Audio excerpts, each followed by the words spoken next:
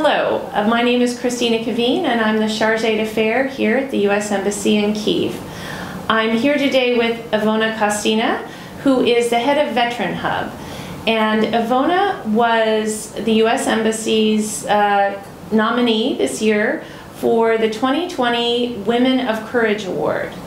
Ivona has been nominated for an award as Woman of Courage based on her work with Veteran Hub, which assists veterans returning from the front in Ukraine to help them reintegrate back into Ukrainian society successfully. Ivona's work has been incredibly encouraging for Ukrainians in general and for Ukrainian and international women who might be interested in pursuing work of this kind. So I'm here today to ask Ivona some questions and hear more about her work. We were originally going to have a big reception with Ivona with lots of people where we could give her the award, but with the arrival of COVID-19, we decided that we should be cautious, and therefore we're doing this in the studio, but we'd still love to have you hear about her work at home. So let's ask Ivona some questions about her work and get to know more about what she does. So, Ivona, thank you for coming to the embassy today. I would love to hear, first of all, if you can explain how you got Veteran Hub up and running. Okay, thank you for having me here. So, Veteran Hub as an idea started back in 2016. I was member, and I'm still member of an organization called Kostyna. It is a small NGO connecting mostly veterans and some of the military psychologists working with them who provided peer support. And as many small NGOs in 2016, we had quite a lack of funding, and it was very hard to provide sustainable services. So at some point we were left out of funding in the middle of a training for 16 veterans who were in the middle of their therapeutic process, which was quite long and very intense, especially for 2016 when the battles were so heavy still, and they had it all very fresh. And we decided to take that debt on ourselves, which was about $10,000. And it was a huge burden for a small organization of like 5 volunteers working together. But when it happened, we started thinking like, okay, it won't go this way for a long time. We will have veterans for years and years from now. We've been to other countries. We've seen for how long it takes to actually return to civilian life. It sometimes takes up to 20 years for people to actually reestablish their way of living.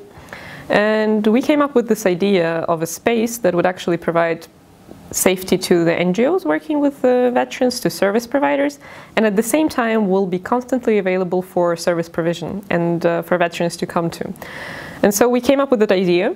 We contacted Olena Pinchuk Foundation, and 3 months after we received a confirmation that they are interested in the first outside project, and we started negotiating. And from then on it took us 2 years to actually finalize the negotiations with both funds, Victor and Olena Pinchuk Foundations, and on November 1st, 2018, we got it up and running in Kyiv.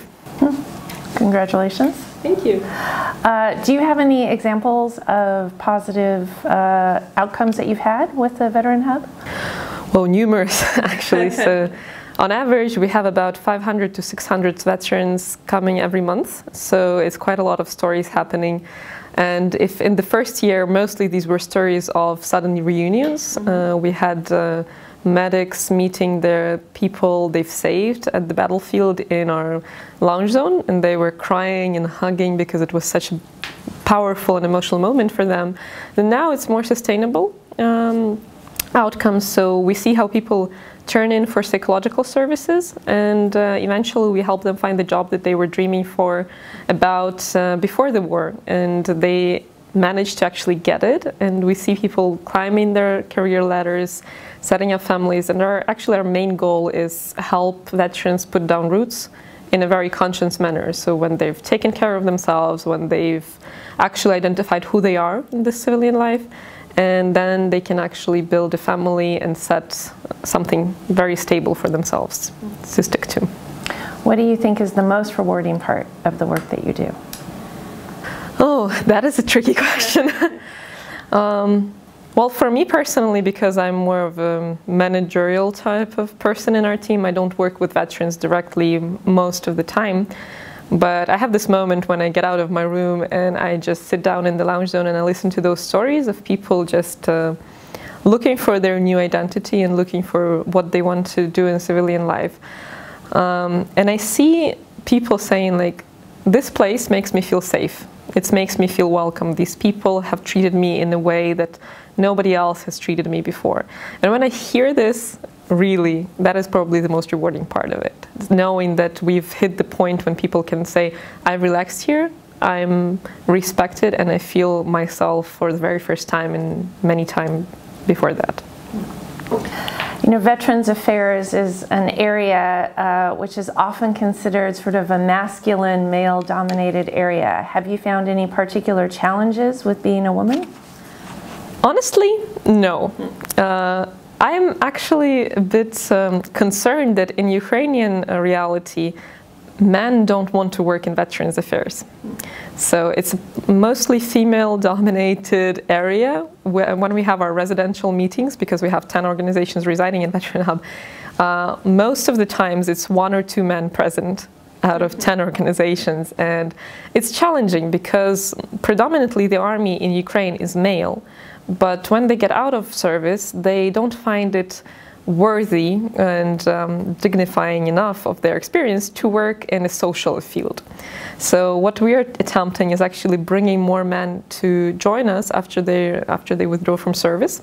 And we work with cadets in military universities who are about to become military psychologists, for them to consider Veterans Affairs when they finish their service in the army, so that they build a career plan for a longer time. Because abroad, internationally, it is a male-dominated field, and it's so strange to see the difference. Yeah, that's interesting. So how have you been able to connect with other organizations outside of Ukraine to provide ideas or share your experiences? We were a bit crazy about this. So in 2015, when we were only starting in the Veterans Affairs field, I knew that Denmark has something cool, and we had our partners just pitch in $1,000 for a group of 3 people, and we literally hitchhiked there.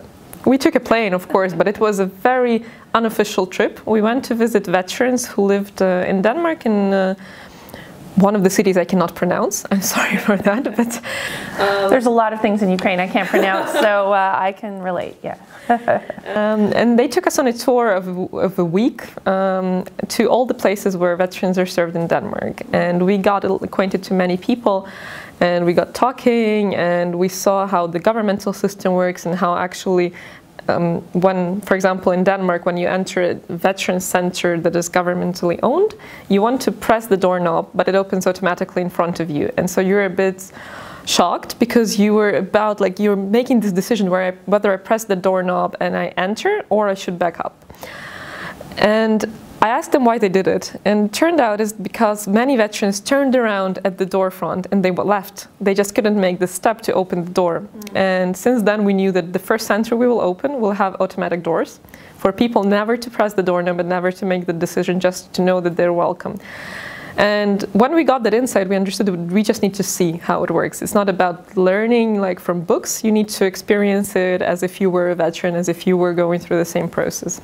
And so we went in the same manner to Canada, to the United States, thanks to the Open World program. Part of my team has been there, and they've seen the Veterans Affairs system to the UK, and we were just emailing people we've seen on TED, saying like, I want to talk to you, I'm doing Veterans Affairs in Ukraine, you're an expert in that. Through different conferences and everything, we were just storming people with ideas. And eventually in 2018, we had such a big outreach internationally that we managed to bring, with our partners from the States actually, the Combined Arms Organizations, we brought 49 international speakers from 9 countries to Ukraine to speak at the first veterans conference called VETS.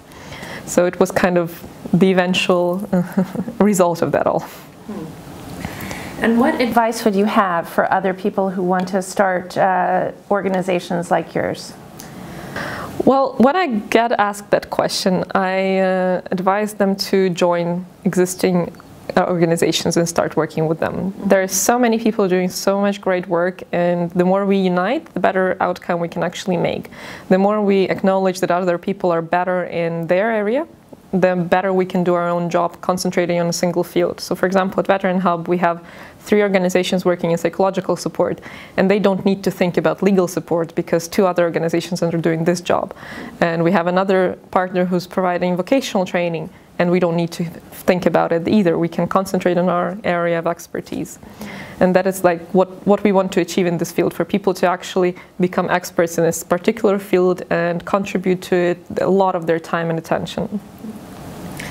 And as the winner of the 2020 Women in Courage Award in Ukraine, how would you define courage in your own sense?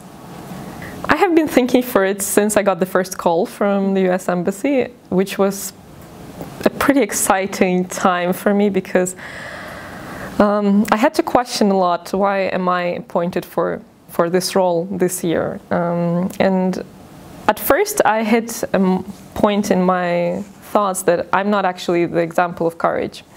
For me, like, courage would be something about being at the front line, being at the very front and doing the dirtiest job and taking it on yourself.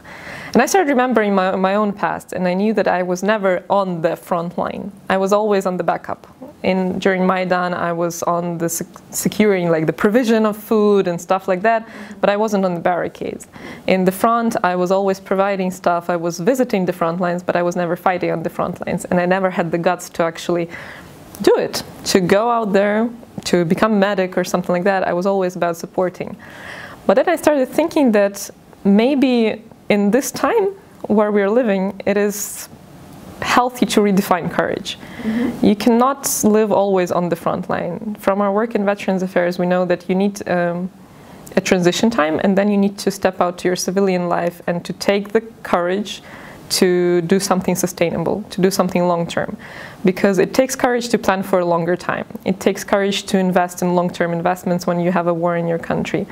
And so for me, courage is about taking the risk to be sustainable and to plan for a very long time in advance, to do something that will matter for years and years in the future.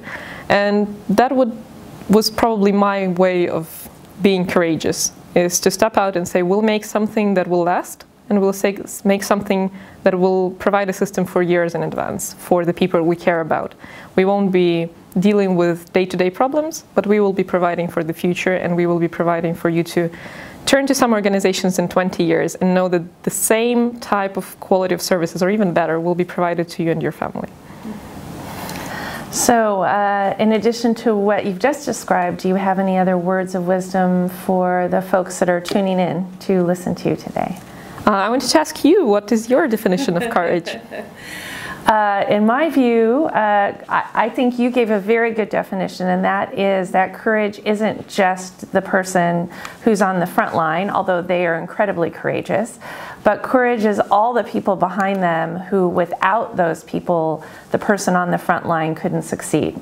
So if it's you providing food to folks on the barricade during Maidan, if it's you helping the people who are providing support to the wounded on the front, all of those things are incredibly important and save lives. I mean, save lots of lives.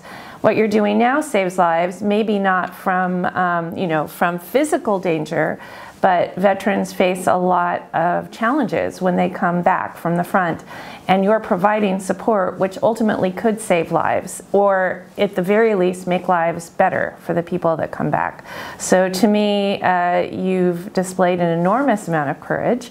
And that's why I think that we chose you this year to be the Woman of Courage, because you really have done a lot to help a huge number of people, and you have facilitated many other people to help the same community. And of course, veterans are a group right now which are in great need of assistance, both in the United States and here in Ukraine. We face some of the same problems. So I guess maybe I'd like to wrap up by saying thank you. Thank you for the work you do. Thank you for agreeing to be our Woman of Courage, and thank you for providing such a great example to not just women, but to men and women around the world for the work you do. So thank you. Likewise.